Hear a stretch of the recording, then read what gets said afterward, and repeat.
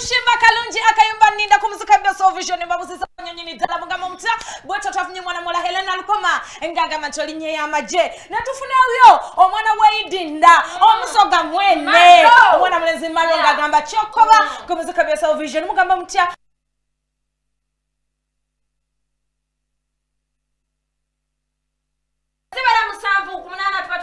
na crew yo not what is na yo behind the cameras mwana mwala Angel then wali control room mkuru Shafiki yaliyo ufetuliwo baweleza people in Fort Portal mbale kasese leader soroti gulungama good afternoon it's Thursday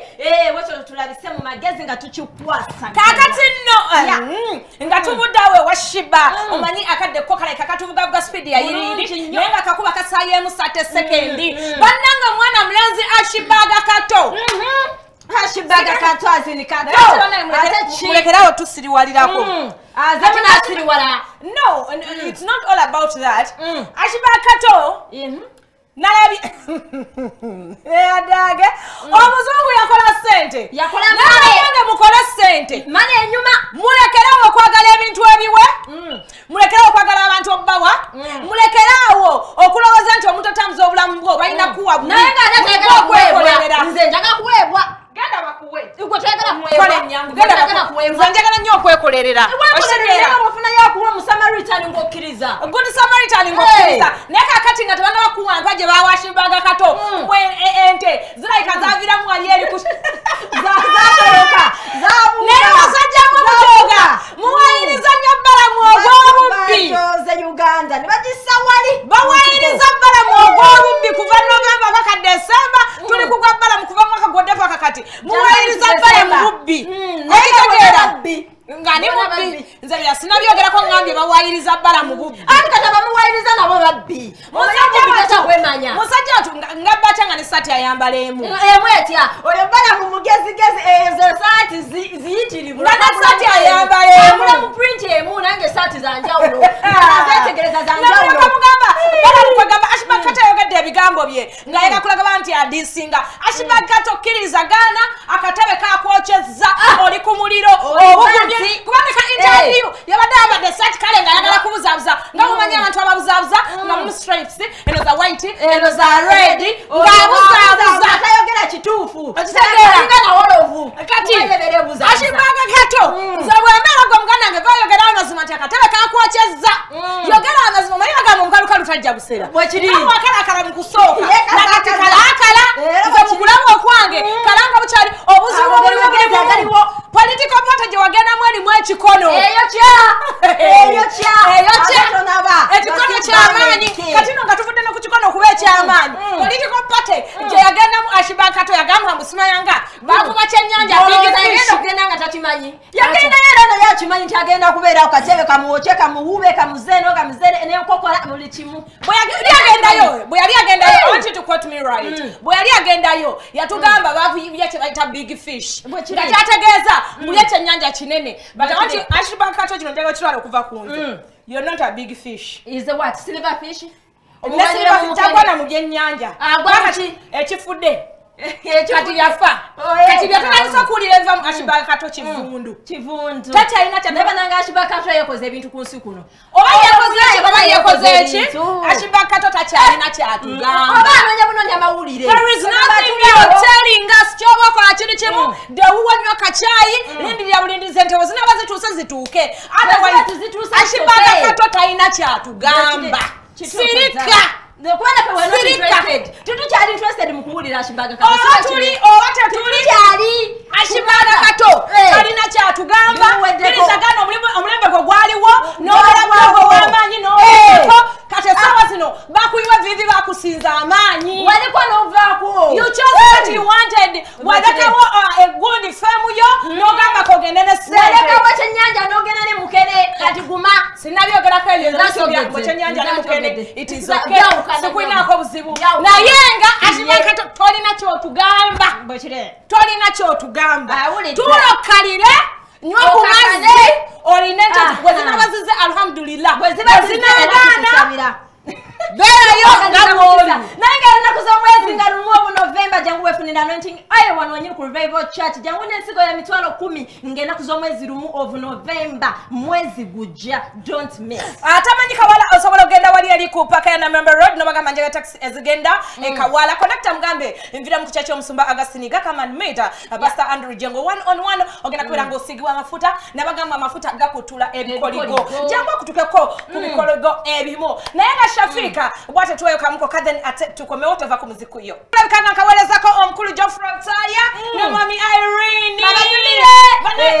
nze kaweleza bona abali ku ABS Television sawa zino muri mukulaba mwena ngomanyi David Tola kolera enjoy ngomanyi you are support of our show you love the beautiful ladies in the building of ABS Television mukwano salute kakunyumire nange nakuzo mwezi rumu jangu fanoti era toro kuna no mukaga no rokubiri eba cancelling wano ku church bobulo Genesis go ya mitwalo 10 botala bukunda tumusavu noti biribiri chenda mubiri asatu mukaga ko jokuita olekengo saba kayimba engena tandika nabo baka blamba namba tubayite mu magezi 30 second but before we go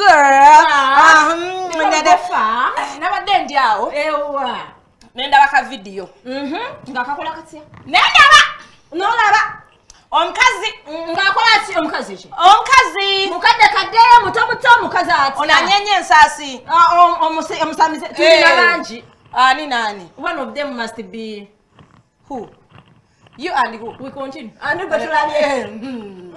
sala byesega kulanama wala byani mama Fina ngakola ki bamuwadde nyumba kino kyatukondoza 2 days back was it 2 days back over yesterday but one mama Fina wegulidde nyumba ngani amuwa yegulidde nyumba nagamba bamuwadde ulade surprise naye nga wamanya ekintu nga wakyekoledde wama surprise abitexa ina sente naawe yakuya muri byabafu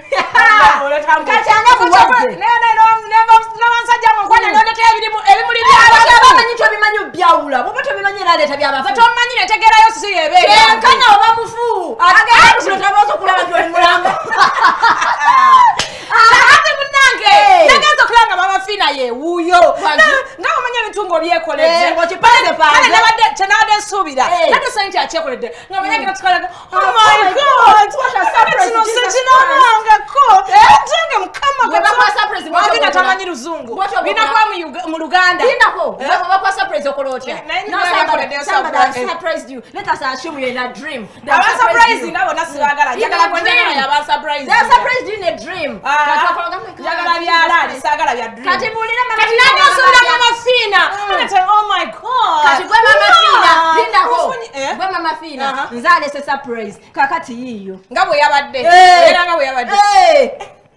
anti bwe yatuuse kye baakoze nabwe kakati nyabo ennyumba yiyo batugambe tukuwa ebipapula biki nabikwatamu nabitunuulira naye tulatolera ennyumba kati mu interview ina ka statement keyakoze n'agamba omanyi ffe abantu abamanyiira bino mama Fina abantu abali used with this tebabanyo surprised kati mu kamera ya Angel it's okay tunuleeyo you na mama Fina siri mama Fina wabula njagala mugambako nsosola kuleberawo bya kisiru nsosola kola bya kisiru mama Fina mulekerawo otusiriwalirako bwe mbankyogera mulekerawo tufula abatumba mulekerawo tufula abantu abatategeera yadde nakatono kunze kuno omuntu yenna this is by the way I'm being realistic oba olina oba tolina omuntu gwakusurprisinga kanakaba katono katya bwekati omuntu akusurprisinze naye soba omukyala yagambye fe ebintu bino twabimanyiira ennyumba eri ennene nga naye mwanyini mu statement size bwe yali ayogera yagamba nti bannange ennyumba nze nentuka neŋŋamba mukadde kyasula mu nnyumba bweti matiribona mukadde kyasula mu lubiri amakulu gaakyo nga mama Fina alaba bamuwadde akantu kali used nako mama Fina wandyezirisizaamuko at least engoye ebikoyi ne bidda ku mutwe wandyezirisizaamuko amaanyi nakuwadde addemu amaanyi nagamba ye bananga abadde happy for my Tereza njogera yogamba wabyewadde naye nawe kenyini wandyefuulidde mu kintu kyo wandyewadde bananga abakyala abakuza emyaka mulekerawo okwesa surprisinga tibana my hubby wagambye abawala ne bayikola ngoma hubby onagenda naye gulina akantu ogamba ku status ku my hubby bananga tebatumanyira mwagulira ebintu nemugiteka status thank you my hubby thank you my darling bikola tebabana ba hubby tabayo yagenda ka boyfriend akatonotono wekati nabera tugamba hubby atana kubeera naye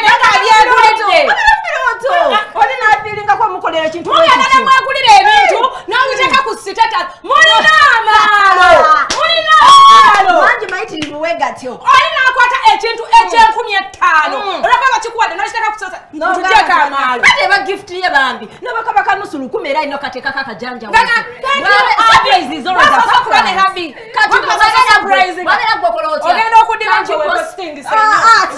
that's not me akanose mahabi ogenda kudiba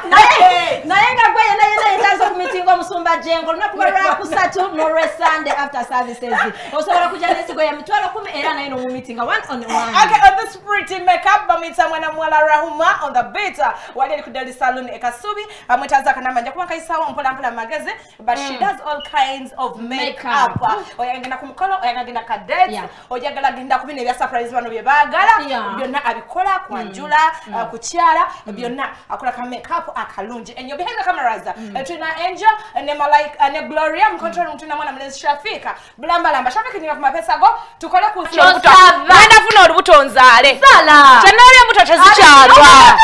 ndakujja neno nkolewa myezi gyange 5 golanya totalina chichi chotalina omwami tanatuka chichi kibuze bange tanakoma mulinze wanji nonya wabana bali okumpya oli mulala ndeka Salvador ngenene bakapere kuleka yanyo break akatsama mukwano tukomyeyo na tera in our second segment of the show. Thanks for being part of our show. Thanks for loving us. Rachel K gegange wamune mwana mala abutala bukono tumusavu noti biribiri chenda mbiri asatu mukaga kogenda okuyita ataboti otwekonya ko makezi. Don't forget on the 1st of November omusuma Andrew jenga genda kwiranga siga amafuta jangu munange nagamba amafuta gakutula ebikoligo jangu osigibwe amafuta ngamba on this pretty makeup osobola kunonya mwana mwala Rahuma butalevu akola makeup at availing and okuvailinga osobola kumunonya kuno tumusavu noti 5 22 asatu mwemu noti 3 noti musanvu noti 5 22 asatu mwemu 13 kojo kuyita ate omukoneko akoleka makeup wona woba olaze kubei yakutesa namwe abagala okusoma ajabba somesa somesa ne makeup onakula lwakubiro lwokunano lwomukaga counseling ziba zigendera dala mu maso wano chachi ekawala genda mu park empya wana na Mirembe Road obagambe tingenda ku chachi ya Musumba Iga Augustine mukwano bagenda kwaba kutuusa lwakubiro lwokunano lwomukaga jangu nensigo emitwalo 10 oberengo sumulukuka onagambye play for me omwana wani okay started the kolinya Carol, thanks for the show. Abdu from Gayaza, please play for me long time by Maulana and Bettina kanyimire bona abaliko Joshua Ndina sana sawa akaimba ka by Museveni by Gimun sikalina mundekete mungu bya kivoko za kyalo amahero kola nza mulimu gwange ngwagala nze gwe mulaba ate nguwe kitibwa elo kola wanje kala mukwana bale kulaba nzeka West Mike team Banyarwanda ndibusika ogamba teka West Michael ndibulungi mukwano munali ati oyo nganyiriranga gwe mulinga byakulya. Thank you. Kakati iya sabo nsabayo kayimba ka Henry Mwanje kabayike bayita agonda ngena kuwa mwenye aha tewali buzibu kasabera Henry Mwanje. Okay butere bwo bali kwera ngate kolika West Mike elo kola kalo wanje webale kuwelezwa kala mukwano webale kulava kaliba timu liko boy ogamba kaliba wagira abayimbi abagwa kale nawo jagwa sisobola sinatuusa lito boss yagwe myaka 4 emabega kalo kasita gwe nyina kwali olina ne kalo kasita onziziza mwamanyi era jagumba yakayimba ke balance kaba kaganye waliwo omulenzi yekira ina akayimba bakayita mamera pilo mubuzizaako nnyo buli akula bakaliba mwagala kale mugambe andabira nasaazi pilo osaaga nasaazi ndukuwe enaku bayibaye nasaazi Monica bulijjo gwamwogerako enaku zino kabako omwevulunga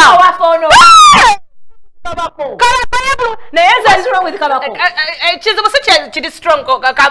what is strong to kabako si chizibu kabako kyalina nakubisamu akafaananyi nakabako they don't that's perfect match nasaza omumanyi nayenjawo nga nekebejjo manyi nina olugabo musimu ya Monica ngamba ku message zakabako ngagamba Monica you're sweet I've tested no one like you nasazi ati kumulira mazabiro sirimba katumuwelezani bobola okumugeza naye kabako kala lisi yandikubide wajaluna nali yaliko byalidda bono on stage but kabako is a perfect man